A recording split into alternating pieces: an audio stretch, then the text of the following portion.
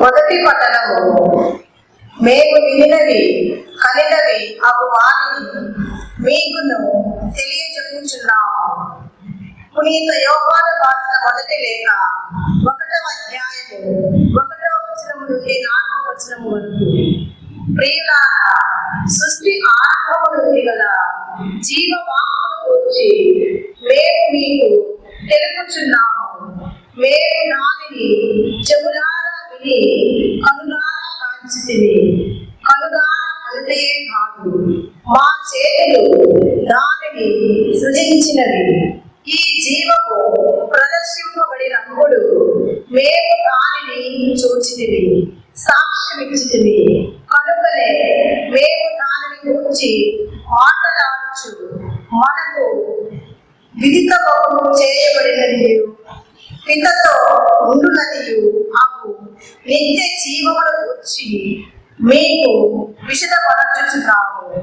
పితతోడను కుమారుడు యేసుక్రీస్తు తోడను మాకు గల సహవాసములో మీరును మాతో చేరుటకై మేము వినిన కనిన వారిని మీకు తెలియజెప్పుచున్నాము.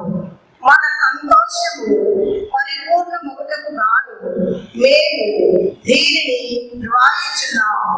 ఇది ప్రభువు వాక్కు. భక్తి కీర్తన.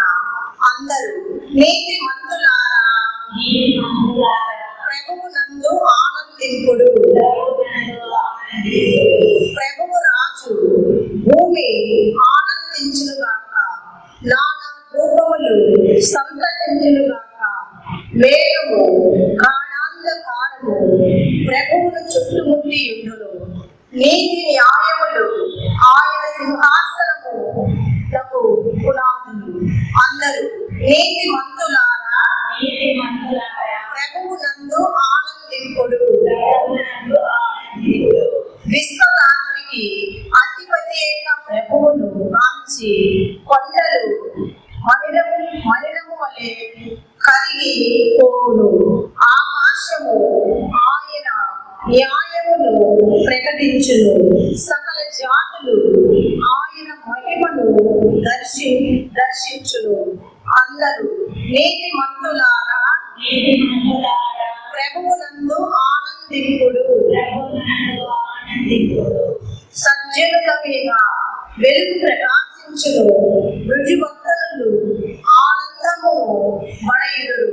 అందరూ నీతి మంతులారా, ప్రభువు నందు ఆనందింపుడు.